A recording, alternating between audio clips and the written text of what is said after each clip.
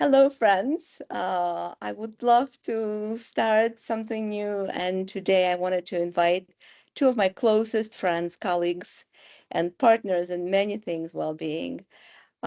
Okubanjo and Dr. Sherry Rocco, probably familiar to you. But for the purpose of today, we started with thinking about Doctor's Day that's coming up, and then decided it'd be really cool, depending on your feedback, to maybe start a new trend and invite different clinicians, maybe APPs next time, to a conversation that's relevant to what's happening with you and with us.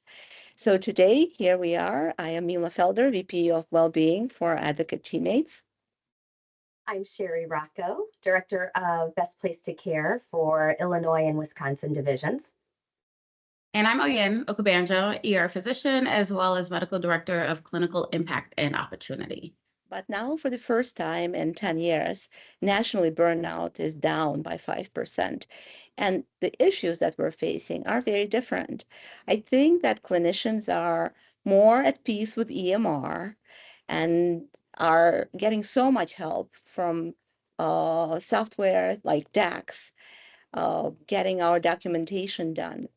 The challenges, I think, now are being more disconnected from others, not knowing where the supports are that you need, and also opportunities for just feeling meaningful and valued contributor to the work that's being done. Because as we become parts of bigger and bigger organizations, sometimes we as individuals may feel smaller and smaller. And that's something that I think we have been focusing on, but will continue to be a priority for me. Of course, all of the regular human issues are not going away. So making sure our benefits are better serving our needs, making sure that we're able to get mental health support and are not afraid to fill out that next credentials application because maybe we have had some depression issues, or being able to deal with our personal and professional integration. All of that are normal human issues, but I think clinician-specific issues are those of value, belonging, and feeling like we still have an important role to play that's different from many others. I could not agree with you more. I mean, as we change, everything feels like we're in a state of constant change, either growing, changing, there's new things coming at us. And I absolutely agree that part of that idea of I need to feel like I have some autonomy in my space. I need to feel that I'm valued and that my voice can be heard, I think is so important. There's so many things out there, right? There's so many new technology. There's so much new AI. There's so much of all of these things that are supposed to contribute to your well-being, right? And to be honest, a lot of it is quite overwhelming for somebody like myself who doesn't consider herself tech savvy. So I just wanted to ask Sherry, when you think about any successful models or initiatives that have effectively enhanced physician well-being, what are some of the things that you can think about, and what are some of the resources that we have that we might have not tapped into quite yet? Oh, that's great. And I have to agree. One of our biggest successes, Mila spoke about DAX, right? DAX, in fact, DAX went down yesterday, I think it was. And it made all of us who use DAX realize how much we love DAX. But there are days when you're trying to log in and trying to click that button while you're also seeing the patient. And it can sometimes feel like things are changing too fast for us to handle. The second big success is in that entire EHR space. So using AI to help reduce in-basket messaging, using AI to return patient messages, really looking at the efficiency of how we do things and making sure that we have the right supports to do them. So all of that comes together to really help create this model across our entire landscape. So each state, all 6 states are involved in this. Creating this landscape of support.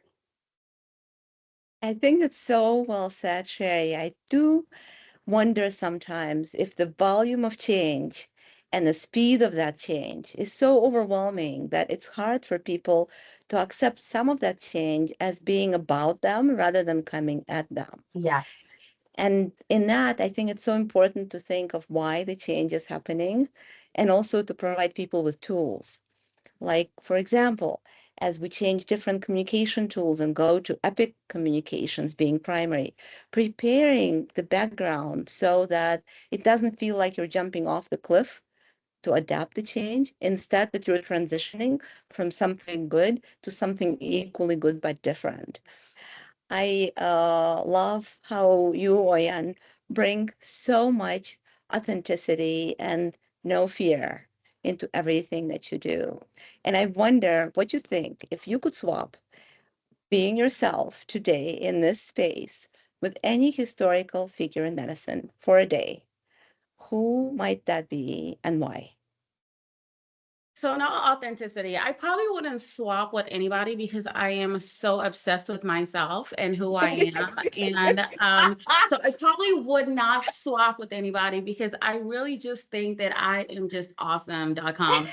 What it does do is it reminds me of all of the people that have come before me, right? And so in the several months where we celebrate different people, right? We celebrate women, we celebrate people from historic backgrounds, we celebrate all of these contributions. And I do think it is so important to know your history, right? Because if you know your history, then you can avoid it repeating itself. And there have been plenty that have, sacrificed on behalf for me to be able to be here, bold, proud, and exactly who I am every single day.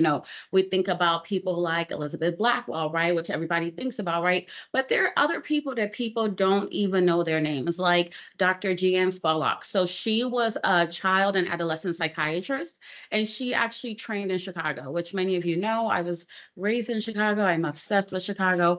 And she did a magnificent thing where she took her own personal life experiences as well as looked at the experiences that her patients went through and drew conclusions about how those stressors affect the future generations. Now, she wasn't the first one to talk about the concept of epigenetics, which some of you have heard me talk about before. And it's this idea that stress can be inherited by genes turning off and genes turning on based on what your grandparents experienced. So now whenever I think about my personal well-being, I think about the future generations. I think that if I take care of myself now, then I can avoid continuing those stressors that whether I inherited them, whether I got them myself, I don't have to pass them on. So well-being is very, very essential to who I am authentically, who I want everyone to being my authentic self at all times.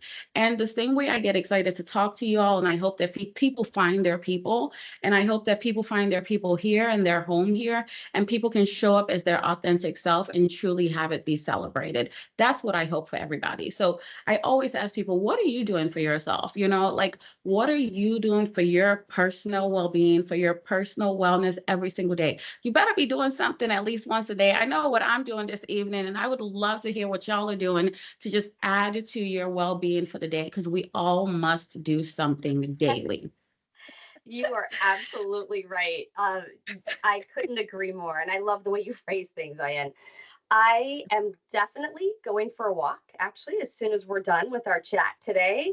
And I watched my son's lacrosse game. I'm one little, tidbit about me. I'm incredibly superstitious. So when the lacrosse game was going poorly, I had to assume different rooms of the house that I felt might be more lucky. It's crazy. It actually is No. truly crazy. And then when things, go well, I make sure I stay right in that spot and I don't move. So somehow I think I am affecting him in Colorado. So Okay. Okay. Mila, what about you? Whatever it is that works. So I am here with my parents, taking care of my parents today. Their caregiver is off, and I'm really looking forward to just being intentionally present. I am very aware of time that's ticking. But tomorrow morning, my husband and I are finally making a trip to see how Chicago River gets dyed at 10 in the morning. I've been wanting for years to be there, but I have worked for a while every time. So it'll be really cool. We hope to get on a boat and see it on a boat. So, oh, Jan, what are you doing? I'm doing a lot and a whole lot of nothing at the same time. It's going to be really fantastic. One of my good girlfriends is going to come over. And what I didn't realize is that I like excess, and I thought I didn't have something, so I went to the store to get this thing only to find out that I have so much of it. So now she's going to come over. We are going to have a wonderful evening together. We are going to cook, we're going to eat, we might watch The Lion King again. We are going to do a whole bunch of nothing because it is going to be a really good time, and we're just going to catch up with just some really good friendships. And those are the things that fuel me, and they are really good for my wellness, my well-being, and they just make me happy. I am so excited for her to come over. I Oh, love that's it. wonderful. That's wonderful. Well, Love it. Mila, I'm so happy that you got us together. This was fun. This was really fun. Thank you both. Have a wonderful weekend. Awesome. You Y'all too. do the same. Thank Bye. you. Bye.